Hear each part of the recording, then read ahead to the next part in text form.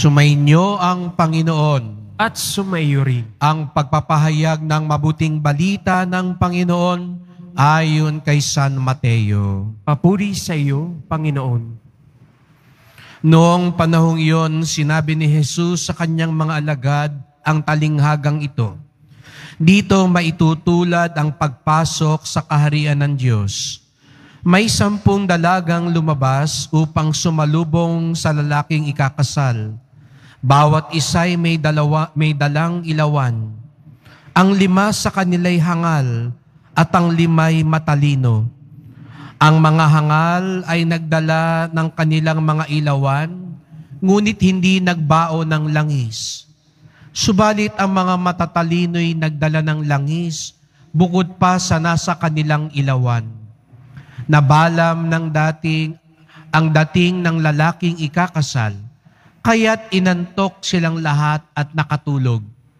Ngunit nang hating gabi na'y may sumigaw, narito na ang lalaking ikakasal, salubungin ninyo. Agad nagbangon ang 10 dalaga at inayos ang kanilang ilawan. Sinabi ng mga hangal sa matatalino, bigyan naman ninyo kami ng kaunting langis. Aandap-andap na ang aming mga ilawan. Baka hindi magkasya ito sa ating lahat, tugon ng matatalino. Mabuti pa'y pumunta kayo sa nagtitinda at bumili ng para sa inyo. Kaya't lumakad ang 5 hangal na dalaga. Samantalang bumibili sila, dumating ang lalaking ikakasal. Ang 5 nakahanda ay kasama niyang pumasok sa kasalan at ipinid ang pinto. Pagkatapos naman ay ang 5 hangal na dalaga ay dumating. Panginoon, papasukin po ninyo kami, sigaw nila. Ngunit tumugon siya, sinasabi ko sa inyo, hindi ko kayo nakikilala, kaya magbantay kayo, sapagkat hindi nyo alam ang araw ni ang oras.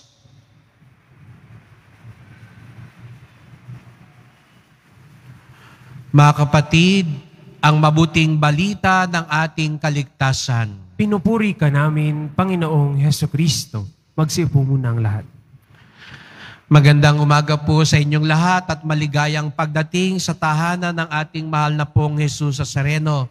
Pinabati din po natin ang mga kasama natin online, lalo na po mga may sakit, ang mga nag-aalaga sa may sakit, at mga kababayan, mga kadeboto natin mula sa iba't ibang panig ng bansa at daigdig na nais sumama sa pagdiriwang ng banal na misa dito sa ating simbahan sa Quiapo, sa Basilica Minor at Pambansang Dambana ni Jesus Nazareno. Unang Biyernes ng buwan, araw ng debosyon, araw ng mga deboto, at higit sa lahat, araw ng ating Panginoon. Kaya't bigyan natin ng papuri, parangal at pasasalamat ang ating minamahal na Nuestro Padre Jesus Nazareno.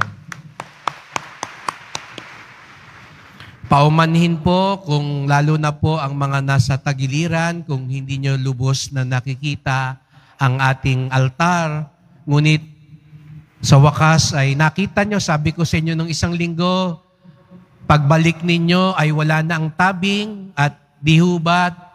Tayo'y nagagalak na ang luklukan ng ating mahal na poon ay lalong nagbibigay parangal sa Kanya at lalo siya ang nagiging bida at lumilitaw.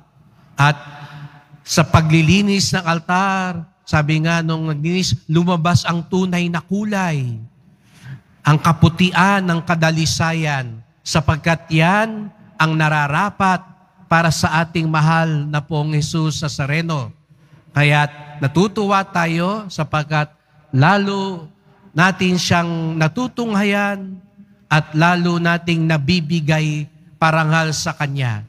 At nawa ang kagandahan ng altar. At sana po pagbalik nyo sa isang linggo, wala na tong kabila para mas buong-buo na ang ating pagpupunyagi at pagbibigay parangal sa Kanya. dahil mahal natin ang ating mahal na pong Jesus Nazareno. Di po ba? Ang nagmamahal at nagsasabing, nagbibigay papurit pasasalamat kami, pumalakpak ng mas malakas.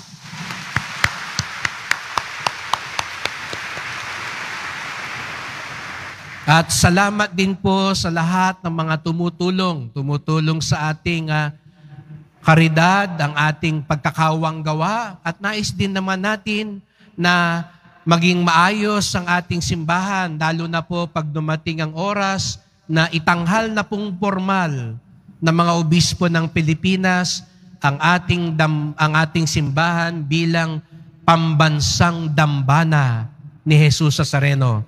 At ipagdasal niyo po, kasabay ng pagdiriwang na yon, ang pambansang pista.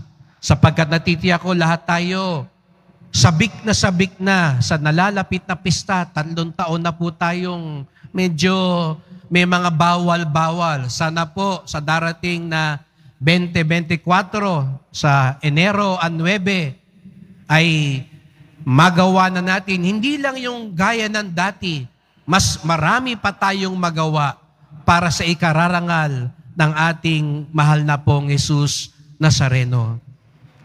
At sa talinghaga ngayon, para ho lubos nating maunawaan ang aral ni Jesus Nazareno, ipaliwanag ko lang po ng kaunti ang talinghaga. Kasi sa ating mga Pilipino, baka hindi natin medyo maintindihan. Ano ba yung kwento? Wala lang ilawan, hindi na nakapasok sa kasalan yung 5 birhen.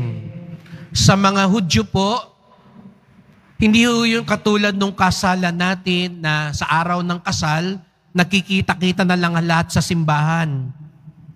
Yung iba nga ho, hindi na sa simbahan pumupunta, sa reception na lang pumupunta, no? Pero sa mga Hudyo po, nung panahon na yon, sinusundo yung babaeng ikakasal nung lalaki. Ngunit, dahil nung panahon na yon, magkakalayo ang tirahan, hindi alam kung kailan darating yung lalaking ikakasal. Wala naman hong cellphone nun na sasabihin, malapit na ako, di ba? Kunyari, baka may iba sa inyo, merong katagpo dito sa simbahan ngayong Biyernes, tinetext mo, where na you? Di ba? Malapit na. Yung pala, paalis pa lang ng bahay. Di ba? Maganon tayo. At least, saan ka na? Nandito na ako sa kabilang pintuan sa kanan. Pero nung panahon na yun, wala pong ganoon. Kaya, ang paglalakbay ay hindi nila alam gaano katagal aabutin. Kaya nga, kasama ng babae ikakasal ay yung, di ba sa kasal natin, merong best man at may maid of honor o bridesmaid. Yun po yung 10 birhen. Sila yung katuwang nung ikakasal na babae. Sila yung kasama. Diba? Kaya kasama sila sa marcha. Ganon din sa kasal. Ngunit dahil wala pa namang kuryente nung panahon na yon, mahalaga ang ilawan sa pagsundo at pagsalubong. Kaya nga yung 10 birhen, yun ang kanilang trabaho. Yun ang kanilang atas. Sila ang sasalubong, sila ang maghahatid. Kaya dapat yung ilawan nila ay laging gumagana. Dahil hindi nila alam ang oras kung kailan darating yung lalaki. Kaya nga narinig natin sa Ebanghelyo, doon sa 10 birhen na may ilawan, yung 5 nagtabi ng sobrang langis. At yung 5 naman, yung tinawag na hangal, hindi. At tumagal siguro, hindi ko alam kung na-traffic din, no? Yung lalaki. No? Diba ngayon lagi pag atrasado, ang dahilan, na-traffic ako. No? Pero sa totoo lang, tinanghali ng gising. No? O may dinaanan pang iba. Pero pagdating ng lalaki, umaandap-andap na yung ilawan ng 5 hangal. Ngunit yung 5 matatalino, handa pa rin at mayroong pa ring ilaw. Kaya't sinasabi ni Jesus Nazareno, ang papapasukin lamang, ang tatanggapin lamang sa kasalan.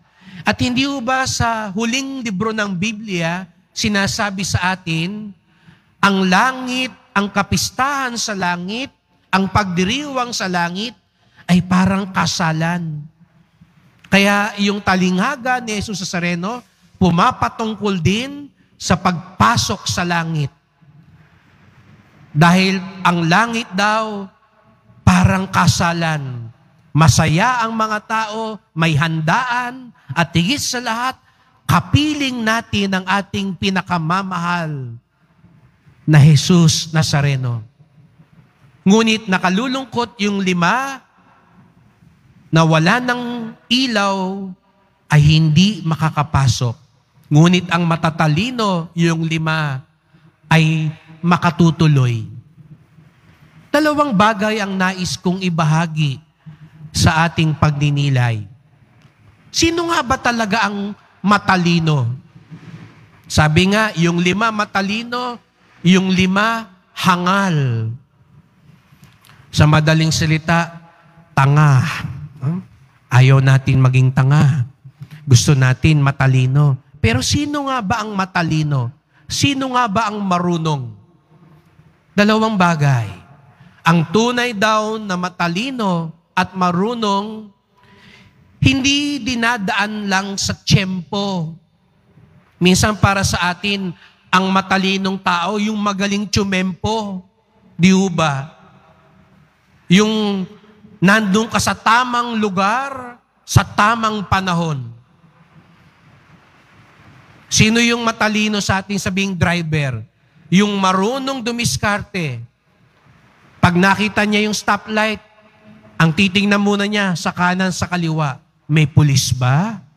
May manghuhuli ba? Kung wala, diretso ka.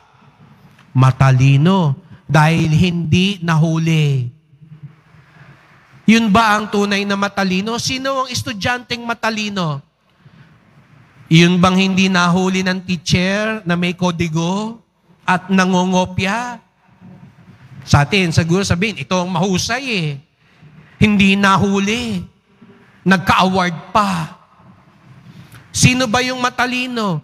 Yung nandaya para manalo at hindi nabisto? Minsan yun ang hinahangaan natin eh. Sino ba yung matalino? Yung maraming kulasisi pero hindi nahuhuli ni Mrs. Kasi magaling tsumempo. Magaling sa timing.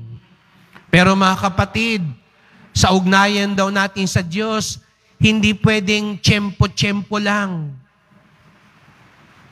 Kaya minsan yung iba, magpakabait ka na, saka na lang, pag matanda na ako. Saka na lang. Malakas pa naman ako ngayon. Pag nagkasakit, doon ako mangungumpisal. Doon ako magpapakabait. Doon ako magbagong buhay. Pero ipinapakita sa atin, ang tunay na matalino, hindi dinadaan sa tiyempo-tiyempo dahil una sa lahat, hindi natin alam ang oras. Hindi natin alam kung kailan tayo haharap sa Panginoon. Kaya't ang tunay na matalino, handa sa lahat ng panahon.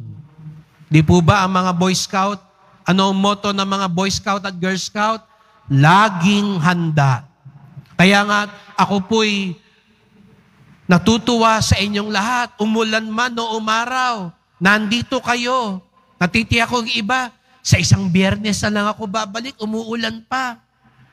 Sino nakakatiyak kung buhay pa tayo sa susunod na Biyernes? Pero kayo po, umulan man o umaraw, mahirap man o madali, nandito kayo para ipakita kay Jesus Nazareno. Hindi kami tiyempo-tiyempo sa pagsunod sa iyo. Buong buhay, habang buhay, susunod kami sa iyo. Magmamahal kami sa iyo. Magtitiwala kami sa iyo. Sapagkat ang tunay na deboto, handa lagi sa bawat oras. Ang nagsasabi, mahal na pong Jesus Nazareno, lagi kaming handa, itaas ang kamay at pumalakpak ng mas malakas.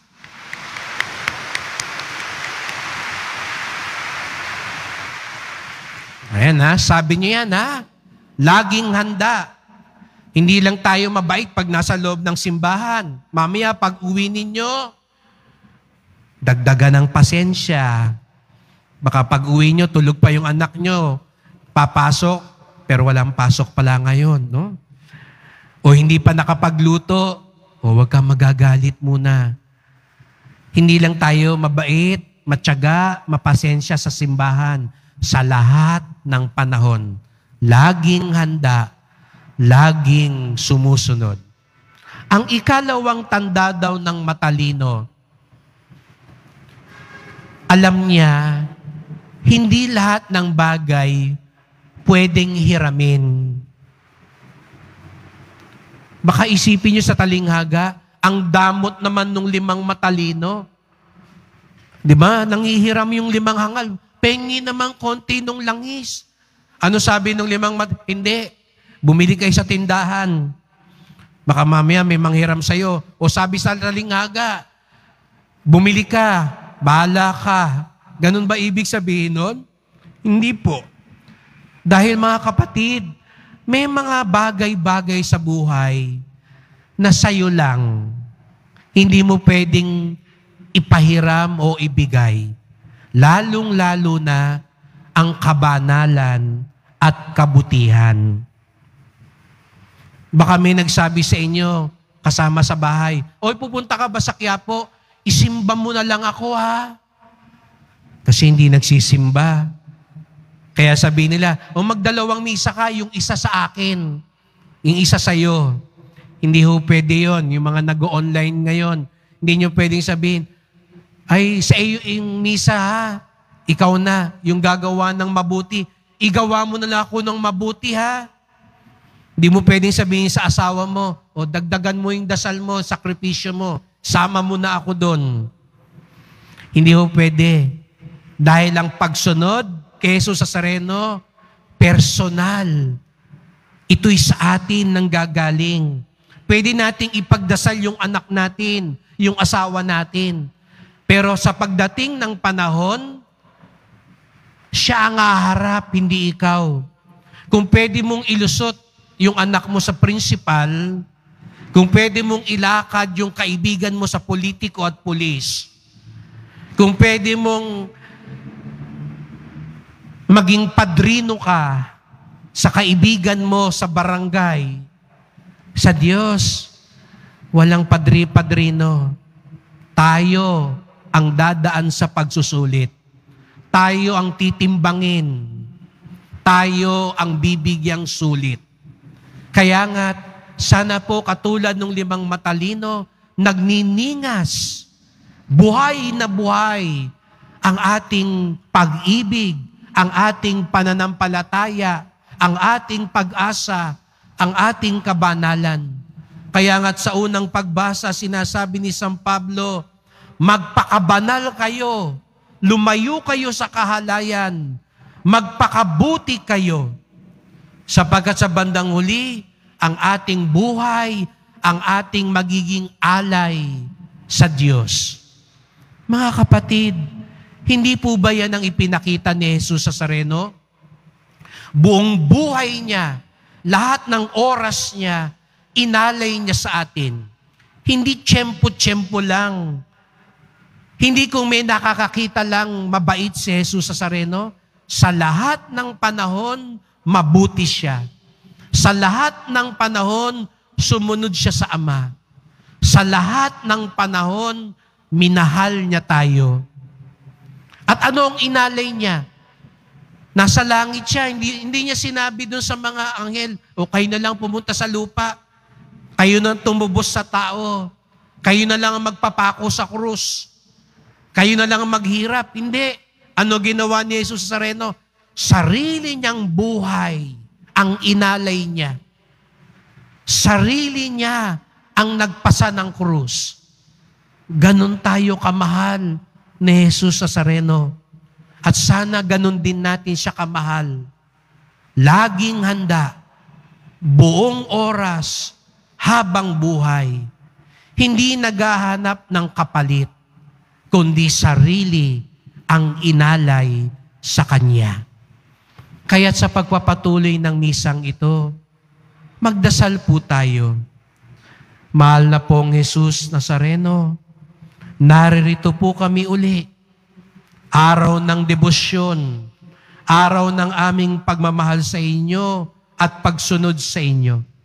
At nais naming sabihin sa inyo na ang pagsunod namin sa inyo, hindi tiyempo-tiyempo, hindi panapanahon, hindi lang sa loob ng simbahang ito, kundi buong buhay, habang buhay, susunod kami sa iyo, magtitiwala kami sa iyo.